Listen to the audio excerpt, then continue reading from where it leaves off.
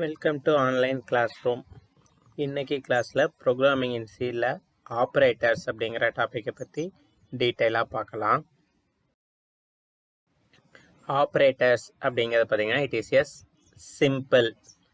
அந்த சிம்பிள் என்ன பர்பஸுக்கு அப்படின்னு பார்த்தீங்க அப்படின்னா, it tells the computer to perform mathematical or logical manipulation. அதாவது ஆப்ரேட்டர் அப்படிங்கிறது ஒரு ஸ்பெஷல் சிம்பிள். இது என்ன பண்ணுது அப்படின்னு பார்த்தீங்கன்னா, கம்ப்யூட்டருக்கு வந்து இன்ஸ்ட்ரக்ஷன் கொடுக்குது. என்ன இன்ஸ்ட்ரக்ஷன் அப்படின்னு பார்த்தீங்கன்னா, ஒரு மேத்தமெட்டிக்கலோ அல்லது லாஜிக்கல் ரிலேட்டடான மேனிப்புலேஷன்ஸை பர்ஃபார்ம் பண்ணுறதுக்கான இன்ஸ்ட்ரக்ஷனை கொடுக்கக்கூடிய சிம்பிளை தான் நம்ம ஆப்ரேட்டர் அப்படின்னு சொல்கிறோம். ஓகேங்களா? ப்ரோக்ராமிங் இன் சியில் பார்த்தீங்க அப்படின்னா ஒரு 8 டைப்ஸ் ஆஃப் ஆப்ரேட்டர்ஸ் வந்து இருக்குது. என்னென்ன அப்படின்னு பார்த்தீங்கன்னா, arithmetic operator, assignment operator, increment and decrement operator, relational operator, logical operator, conditional operator, bitwise operator and special operators. இதான் வந்து ப்ரோக்ராமிங் இன் சியில் இருக்கக்கூடிய ஆப்ரேட்டர்ஸ். இந்த ஆப்ரேட்டர்ஸ் ஒவ்வொன்றையும் பற்றி நம்ம டீட்டெயிலாக பார்க்கலாம். ஓகே, ஃபஸ்ட்டு பார்த்தீங்க அப்படின்னா நம்ம பார்க்க போகிறது அரித்மெட்டிக் ஆப்ரேட்டர். அரித்மெட்டிக் ஆப்ரேட்டர் அப்படிங்கிறது மேத்தமெட்டிக்கலில் இருக்கக்கூடிய அடிஷன், சப்ராக்ஷன், மல்டிப்ளிகேஷன், டிவிஷன் இந்த மாதிரியான பேசிக் அரித்மெட்டிக் எக்ஸ்பிரஷன்ஸை நம்ம பர்ஃபார்ம் பண்ணுறதுக்காக யூஸ் பண்ணக்கூடிய சிம்பிள்ஸை தான் அரித்மெட்டிக் ஆப்ரேட்டர் அப்படின்னு சொல்கிறோம். மேலே அந்த டேபிளில் பாருங்கள், plus, minus, star, slash, percentage symbols கொடுத்துருப்போம். இந்த 5 சிம்பிள்ஸை தான் நம்ம அரித்மெட்டிக் ஆப்ரேட்டர் அப்படின்னு சொல்கிறோம். இந்த ஒவ்வொரு ஆப்ரேட்டருக்கும் ப்ரோக்ராமிங் இன் சியில் வந்து பார்த்திங்கன்னா ஸ்பெஷல் மீனிங் இருக்குது. அந்த மீனிங் என்ன அப்படிங்கிறதான் நம்ம ரைட் ஹேண்ட் சைடில் சொல்லியிருக்கோம். ஸோ ப்ளஸ் அப்படிங்கிற அந்த அடிஷன் ப்ளஸ் அப்படிங்கிற ஆப்ரேட்டருக்கான மீனிங் என்ன அப்படின்னு பார்த்தீங்கன்னா, இட் இஸ் டூயல் மீனிங். இது வந்து பார்த்திங்கன்னா யூனரி ஆப்ரேட்டராகவும் யூஸ் பண்ணலாம், பைனரி ஆப்ரேட்டராகவும் யூஸ் பண்ணலாம். அதாவது 2 ஆப்ரண்டுக்கு இன்பிட்வீன்லையும் இதை யூஸ் பண்ணலாம், அல்லது ஒரே ஒரு ஆப்ரண்டு கூடயும் இதை யூஸ் பண்ண முடியும். இப்போ for example A plus B அப்படின்னு போட்டோம் அப்படின்னா it is addition. It is dual. 2 ஆப்ரண்டுக்கு இன்பிட்வீனில் ப்ளஸ் அப்படிங்கிற ஆப்ரேட்டரை யூஸ் பண்ணியிருக்கோம், ஏ ப்ளஸ் பி அப்படிங்கல. So it is addition, adding 2 numbers. 2 நம்பரை ஆட் பண்ணுறதுக்காகவும் இந்த ப்ளஸ் அப்படிங்கிற சைனை யூஸ் பண்ண முடியும். அல்லது வந்து பார்த்திங்கன்னா ப்ளஸ் 6 அப்படின்னு யூஸ் பண்ணோம் அப்படின்னா இட் இஸ் பாசிட்டிவ் நம்பர் 6 அப்படின்னு அர்த்தம். ஸோ இந்த மாதிரி ஒரே ஒரு ஆப்ரண்டோடைய சைன் பொசிஷனை டினோட் பண்ணுறதுக்காகவும் இந்த ப்ளஸ்ஸை நம்ம யூஸ் பண்ண முடியும். ப்ளஸ் 6ல் வந்து பார்த்திங்கன்னா 6 அப்படிங்கிறது ஒரே ஒரு ஆப்ரண்ட்டு. அதுக்கு முன்னாடி ப்ளஸ் போட்டிங்கன்னா it is indicating positive number அப்படிங்கிறதுக்கான ரீசன். ஓகேங்களா? அதை என்ன சொல்கிறோம் அப்படின்னு பார்த்தீங்கன்னா யூனரி ப்ளஸ் அப்படின்னு சொல்கிறோம். நெக்ஸ்ட்டு வந்து பார்த்திங்கன்னா மைனஸ் சைன். மைனஸ் சைனை வந்து அதே மாதிரி இதுவும் டூயல் பர்பஸ். ஒன்று வந்து பார்த்திங்கன்னா 2 ஆப்ரண்டுக்கு இன்பிட்வீனில் இந்த மைனஸ் சைனை யூஸ் பண்ணலாம், A minus B. So A minus B அப்படின்னா பி சப்ராக்ட் ஃப்ரம் ஏ அப்படின்னு அர்த்தம். ஏலேருந்து பியோடைய வேல்யூவை சப்ராக்ட் பண்ணுங்க அப்படின்னு சொல்லக்கூடியது A minus B. So it is subtraction, B subtract from A அப்படின்னு சொல்லலாம். அல்லது வந்து பார்த்திங்கன்னா -10 அப்படின்னு யூஸ் பண்ணலாம். ஸோ -10 அப்படின்னு யூஸ் பண்ணோம் அப்படின்னா 10 அப்படிங்கிற நெகட்டிவ் நம்பர் அப்படின்னு இண்டிகேட் பண்ணக்கூடிய நெகட்டிவ் சைனை இண்டிகேட் பண்ணக்கூடியது, அதை வந்து யூனரி மைனஸ் அப்படின்னு சொல்கிறோம். ஸோ மைனஸ் சைனையும் ப்ளஸுக்கு யூஸ் பண்ண மாதிரியே 2 ஆப்ரண்டுக்கு இன்பிட்வீனில் யூஸ் பண்ணலாம், அல்லது ஒரே ஒரு ஆப்ரண்டுக்கு முன்னாடி நம்ம யூஸ் பண்ணலாம். ப்ளஸ் 6ன்னு சொன்னோம், அதே மாதிரி -10 அப்படின்னு சொல்லலாம். ஸோ இதில் வந்து ப்ளஸ் 6 அப்படிங்கிறது பாசிட்டிவ் நம்பர் 6, -10 அப்படிங்கிறது பார்த்திங்கன்னா நெகட்டிவ் நம்பர் 10. ஸோ அதனுடைய சைன் பொசிஷனை டினோட் பண்ணுறதுக்காக தான் யூனரி ப்ளஸ் மைனஸ் அப்படிங்கிற ஆப்ரேட்டர் நம்ம யூஸ் பண்ணுறோம். ஏ ப்ளஸ் பி அப்படிங்கிறது நார்மல் அடிஷன், ஏ மைனஸ் பிங்கிறது நார்மல் சப்ராக்ஷன். இந்த யூனரி ப்ளஸ் மைனஸுக்காகவும், அதாவது சைன் பொசிஷனை டினோட் பண்ணுறதுக்காகவும் அடிஷன் சப்ராக்ஷனுக்காகவும் நம்ம ப்ளஸ் சிம்பிளையும் மைனஸ் சிம்பிளையும் யூஸ் பண்ணுவோம். ஸ்டார் அப்படிங்கிற சிம்பிள் வந்து பார்த்திங்கன்னா ப்ரோக்ராமிங் இன் சியில் மல்டிப்ளிகேஷன் பர்பஸ். ரெண்டு நம்பரை மல்டிப்ளை பண்ணணும் அப்படின்னா இப்போ ஏ ஸ்டார் பி அப்படின்னு போட்டிங்கன்னா ஏவுடைய வேல்யூவும் பியோடைய வேல்யூவும் மல்டிப்ளை ஆகி நமக்கு ஆன்சர் கிடைக்கும். ஓகேங்களா? ஸ்டார் அப்படிங்கிறது மல்டிப்ளிகேஷன், ஸ்லாஷ் அப்படிங்கிறது டிவிஷன். ஏ டிவைட் பை பின்னா ஏவை வந்து பியால் டிவைட் பண்ணி வரக்கூடிய ஆன்சர் வந்து நமக்கு வரும். மாடுலஸ், அதாவது லாஸ்ட் இருக்கக்கூடியது பர்சன்டேஜ் சைன் சிம்பிள் பார்த்தீங்க அப்படின்னா மாடுலோ டிவிஷன் அப்படின்னு சொல்கிறாங்க.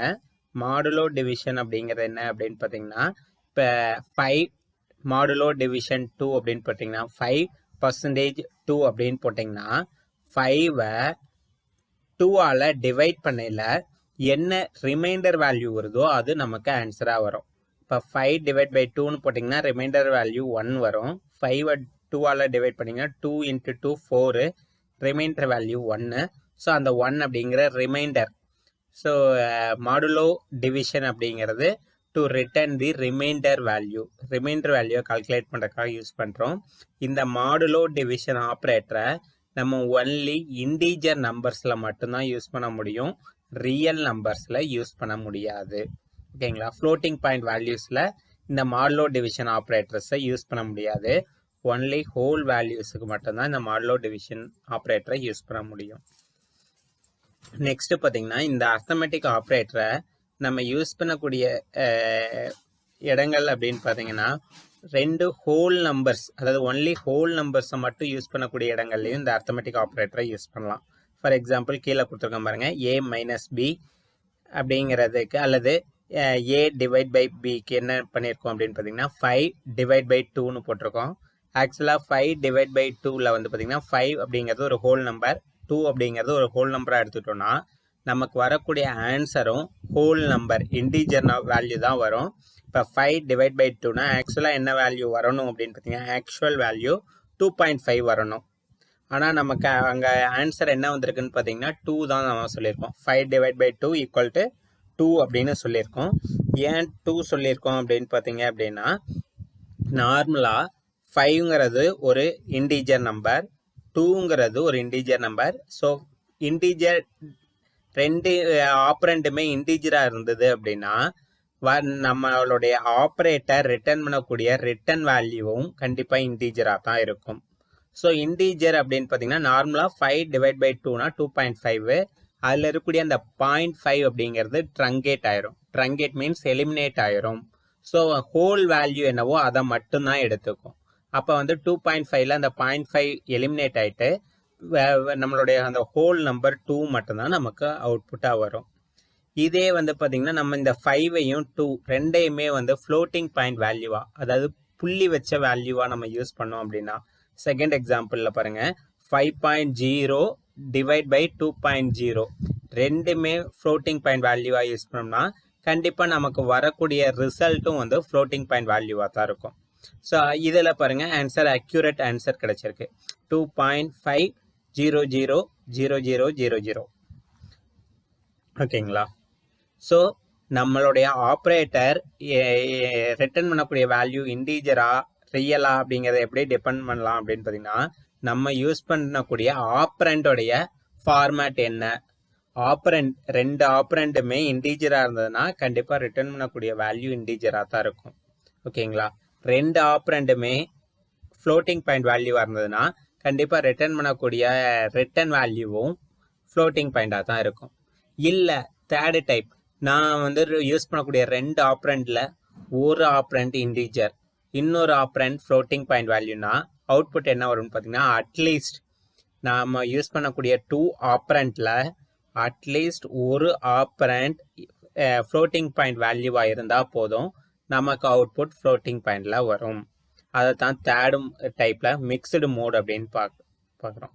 ஸோ வந்து நான் யூஸ் பண்ணக்கூடிய ஆப்ரண்டோடைய ஃபார்மேட் ரெண்டுமே இன்டீஜரில் யூஸ் பண்ணலாம், ஹோல் நம்பர்ஸில் யூஸ் பண்ணலாம், அல்லது ரெண்டுமே வந்து ஃப்ளோட்டிங் பாயிண்டாக யூஸ் பண்ணலாம், அல்லது ரெண்டையும் கலந்து ஒரு வேல்யூ இந்த இன்டீஜர் வேல்யூவும் இன்னொரு வேல்யூ ஃப்ளோட்டிங் பாயிண்ட் வேல்யூவாகவும் என்னால் யூஸ் பண்ணிக்க முடியும். ஸோ அவுட்புட் எப்படி வரும்னு பார்த்தீங்கன்னா நான் யூஸ் பண்ணக்கூடிய 2 ஆப்ரண்ட்டில் அட்லீஸ்ட் ஒரு ஆப்ரண்டோடைய வேல்யூ ஃப்ளோட்டிங் பாயிண்டாக இருந்தால் என்னுடைய அவுட்புட் ஃப்ளோட்டிங் பாயிண்டில் கிடைக்கும். நம்மளுடைய அவுட்புட் ஃப்ளோட்டிங் பாயிண்டில் கிடைக்கும். அல்லது ரெண்டுமே நான் வந்து இன்டீஜரில் தான் யூஸ் பண்ணியிருக்கேன்னா கண்டிப்பாக நம்மளுடைய அவுட்புட்டும் இன்டீஜரில் தான் இருக்கும், ஃப்ளோட்டிங் பாயிண்டில் வராது. ஸோ அந்த மாதிரி வரையில வந்து பார்த்திங்கன்னா நமக்கு எக்ஸாக்டான வேல்யூ வராமல் நியரஸ்ட் வேல்யூ தான் நமக்கு கிடைக்கும், அப்ராக்சிமேட் வேல்யூ தான் நமக்கு கிடைக்கும். ஸோ அந்த சுச்சுவேஷனில் கம்ப்யூட்டர் தப்பாக கால்குலேட் பண்ணிருச்சு அப்படின்னு சொல்ல முடியாது. ஏன் அப்படின்னு பார்த்தீங்கன்னா அதில் இருக்கக்கூடிய ஃபார்மேட் இதான். ஸோ ரெண்டுமே நம்ம வந்து இன்டீஜர் வேல்யூவாக இருந்தோம் அப்படின்னா இப்போ 5 டிவைட் பை 2 அப்படின்னு போடையில் ரெண்டுமே இன்டீஜர் வேல்யூ. அந்த மாதிரி ரெண்டுமே இன்டீஜர் வேல்யூ இருக்கையில் கண்டிப்பாக அந்த ஆப்ரேட்டர் ரிட்டர்ன் பண்ணக்கூடிய வேல்யூவும் இன்டீஜர் வேல்யூவாக தான் இருக்கும். ஆக்சுவலாக வந்து ஆக்சுவல் வேல்யூங்கிறது ஃப்ளோட்டிங் பாயிண்ட் வேல்யூ 2.5 தான் ஆக்சுவல் வேல்யூ. ஆனால் அந்த ஆக்சுவல் வேல்யூ வராமல் நமக்கு அப்ராக்சிமேட் வேல்யூ 2 அப்படிங்கிறது நமக்கு கிடைச்சிருக்கு ஃபர்ஸ்ட் எக்ஸாம்பிளில். ஓகேங்களா?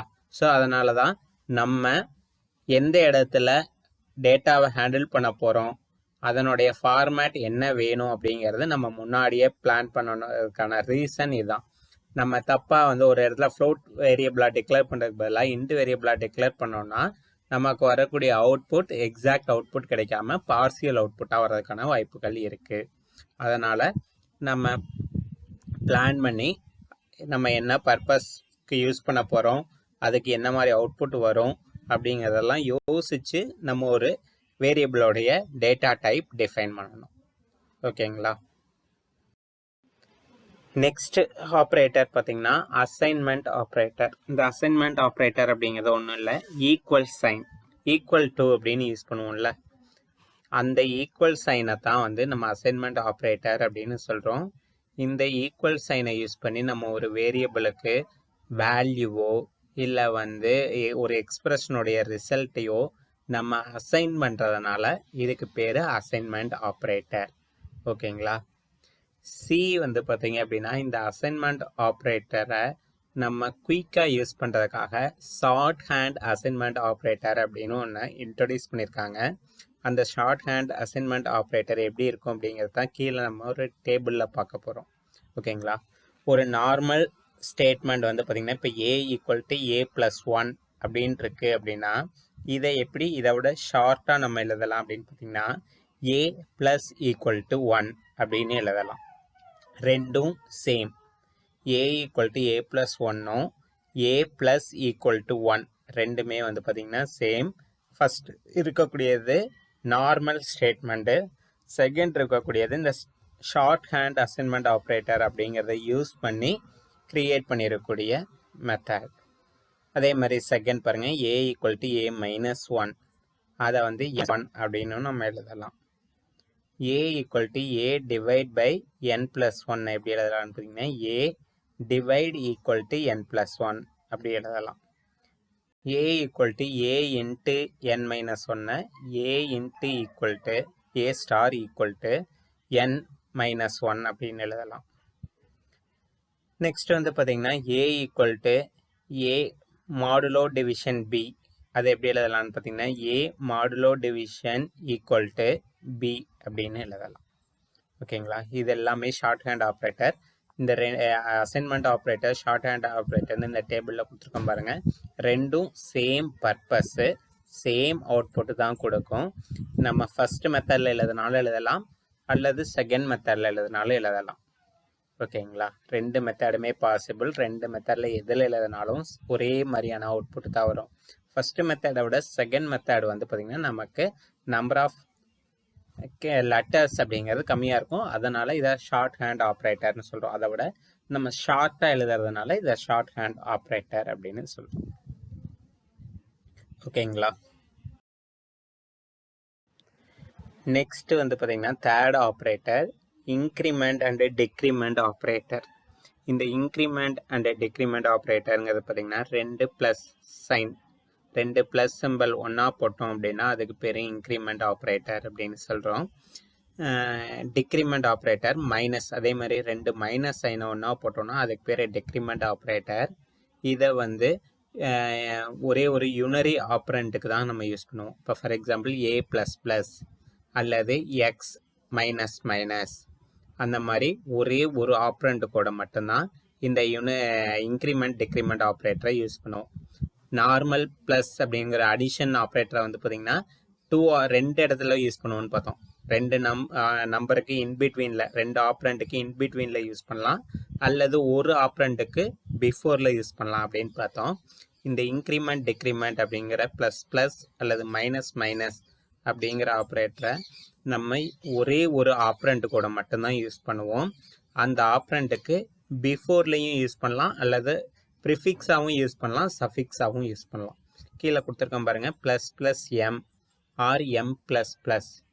ஸோ அந்த ப்ளஸ் ப்ளஸ் அப்படிங்கிற இன்க்ரிமெண்ட் ஆப்ரேட்டரை ஒரு ஆப்ரண்ட்டுக்கு முன்னாடியும் போட முடியும், ஆப்ரண்ட்டுக்கு பின்னாடியும் போடலாம்.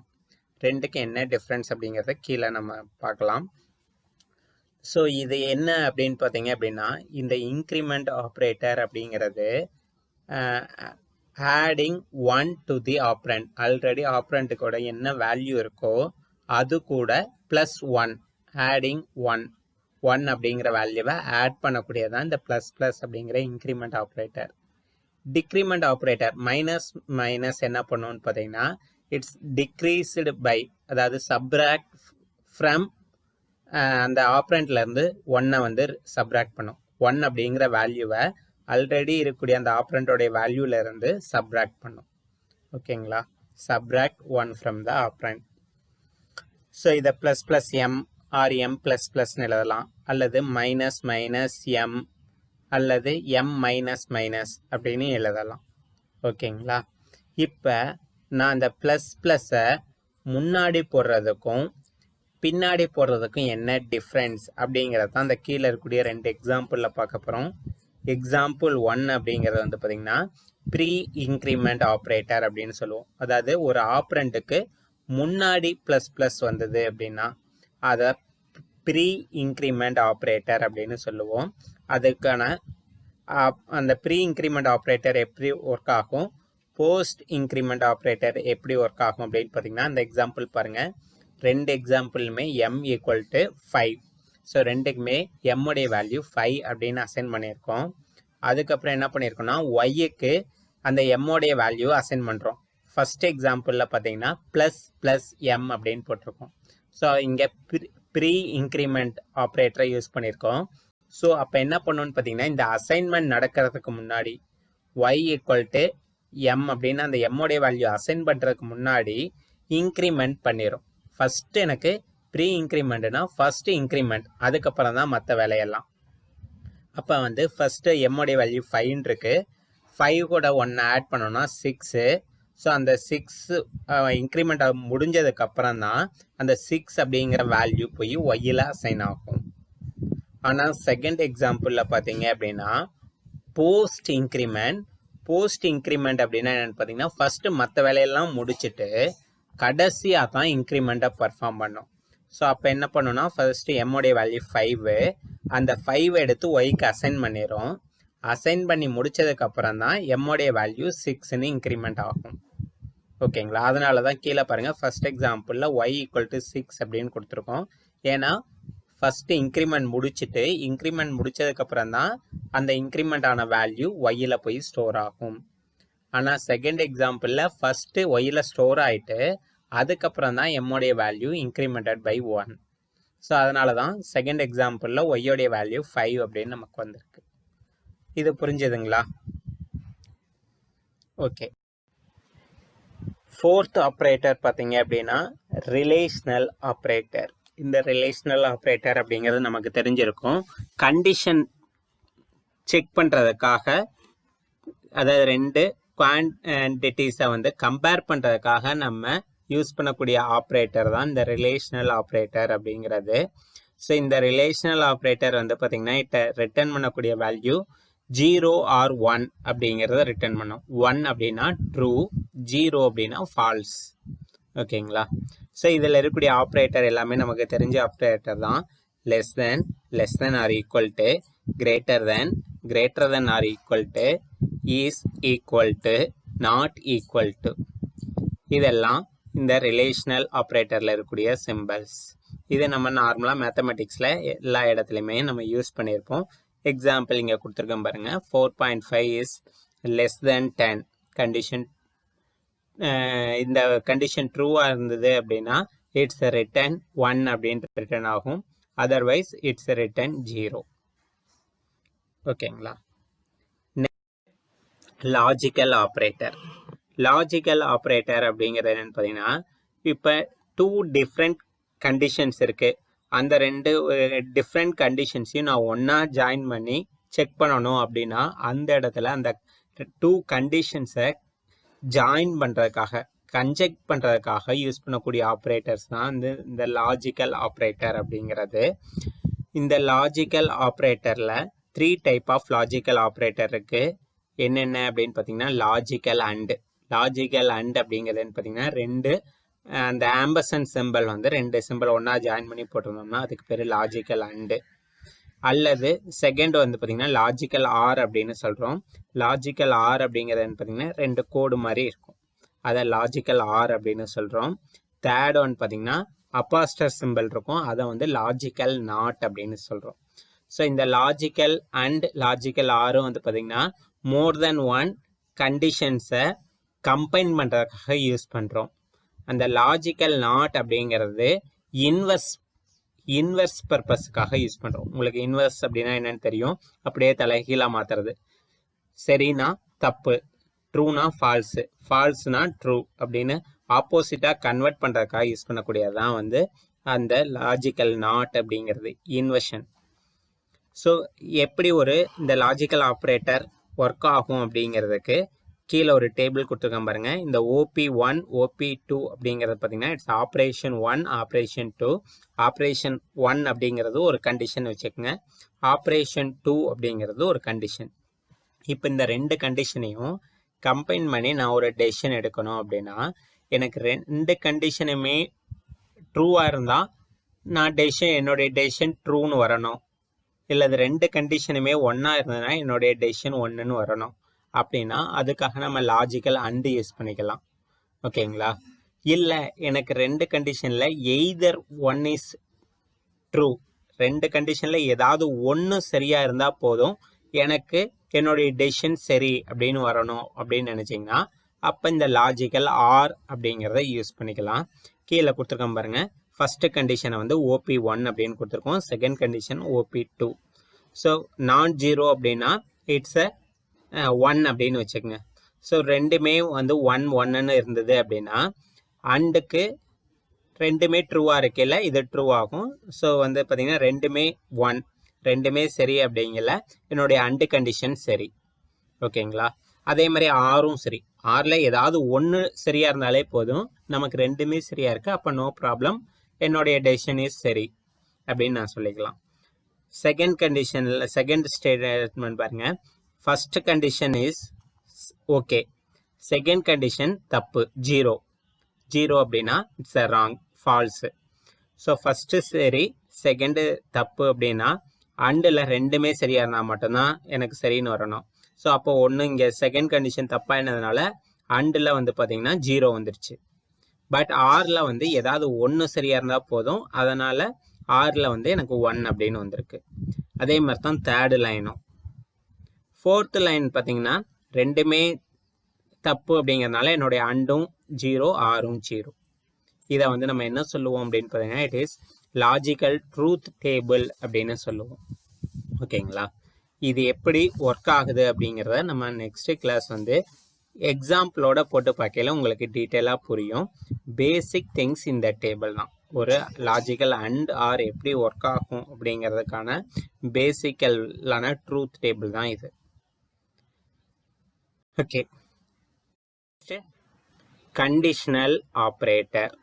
இந்த கண்டிஷனல் ஆப்ரேட்டருக்கு இன்னொரு நேம் இருக்குது, அது என்ன அப்படின்னு பார்த்தீங்கன்னா டெர்னரி ஆப்ரேட்டர் அப்படின்னு சொல்கிறோம். ஸோ இந்த conditional operator or ternary operator அப்படிங்கிறது பார்த்தீங்கன்னா ஒரு கொஸ்டின் மார்க் போட்டு ஒரு கோலன் வச்ச மாதிரி இருக்கும், அதுதான் கண்டிஷனல் ஆப்ரேட்டர் அப்படின்னு சொல்கிறோம். அதில் அதனுடைய ஃபார்மேட் தான் மேலே கொடுத்துருக்கோம் பாருங்கள் க்ரீன் கலரில்.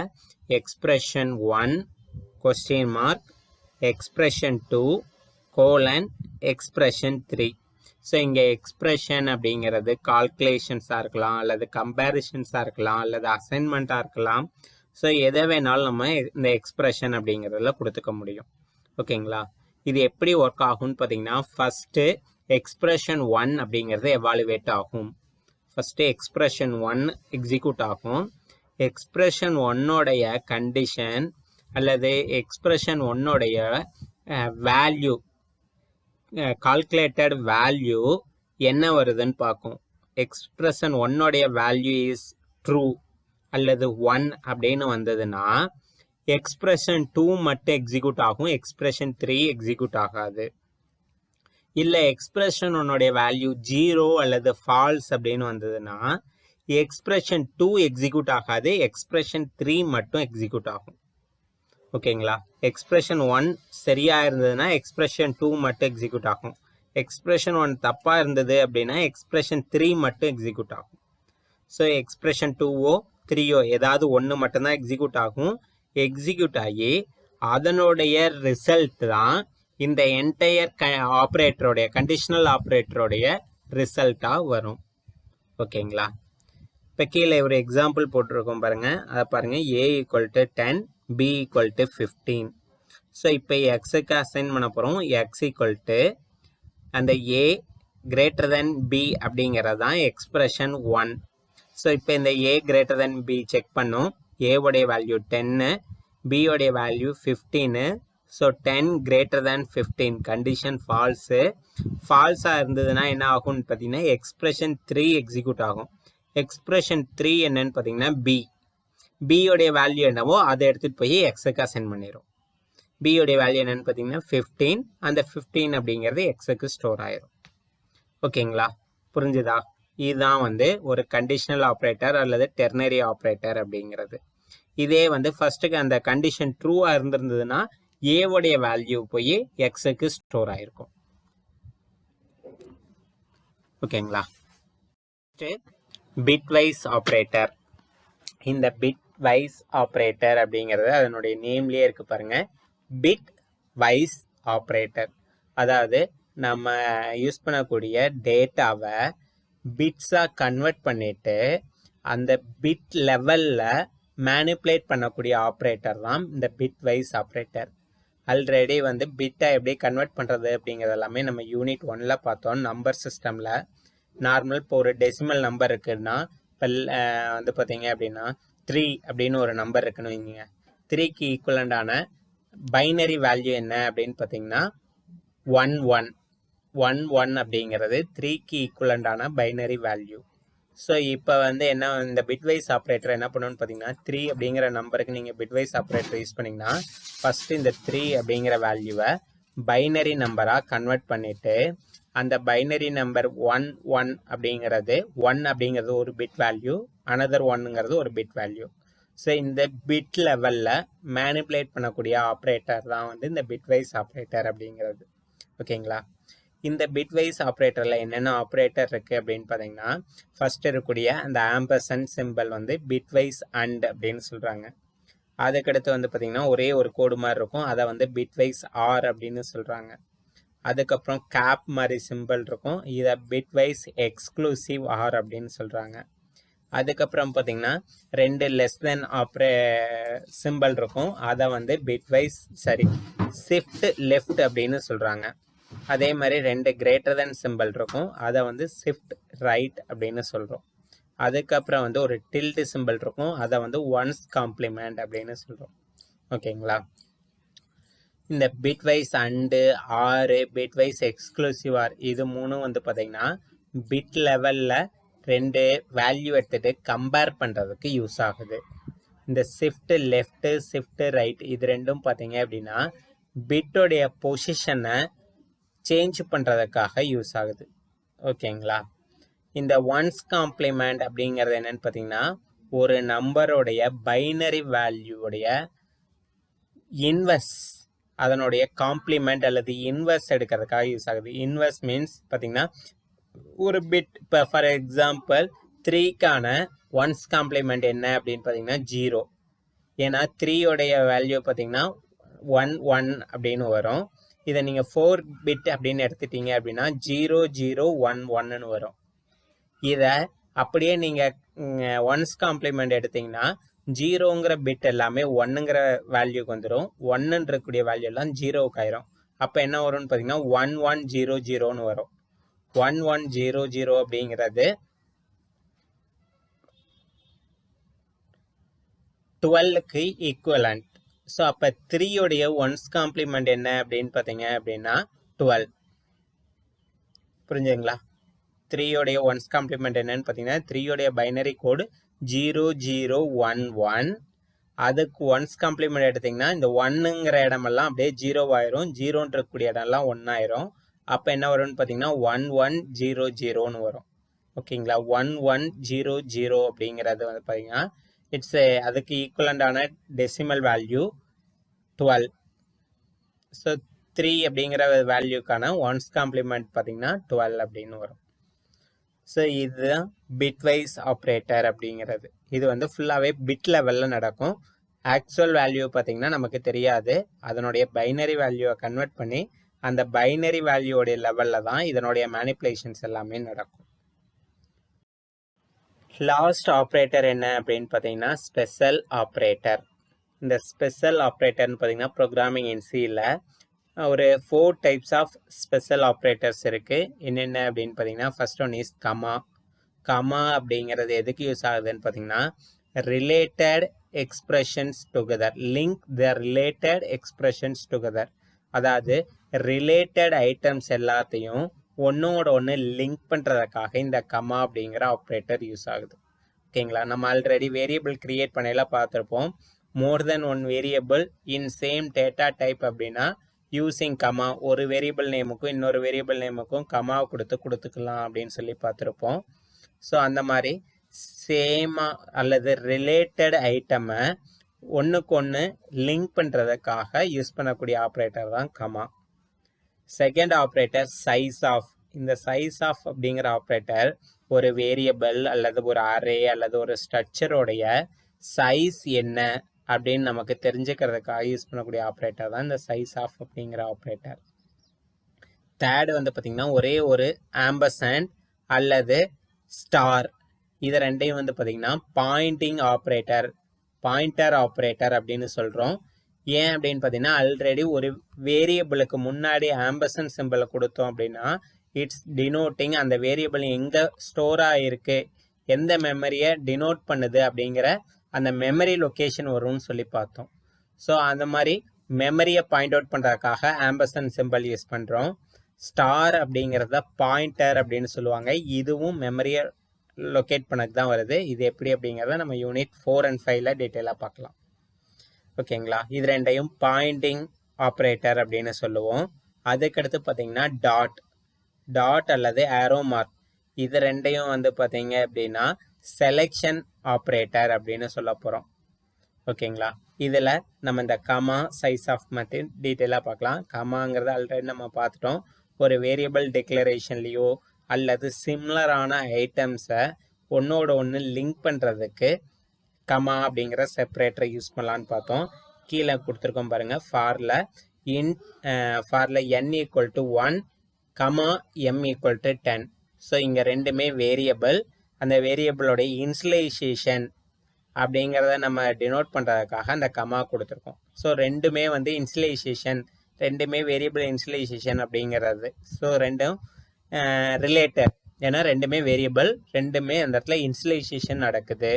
அதனால் ரெண்டுமே ஒன்றோட ஒன்று வந்து பார்த்திங்கன்னா ரிலேட்டட். ஸோ அந்த ரிலேட்டடை நம்ம செப்பரேட் பண்ணி காமிக்கிறதுக்காக கமா யூஸ் பண்ணியிருக்கோம்.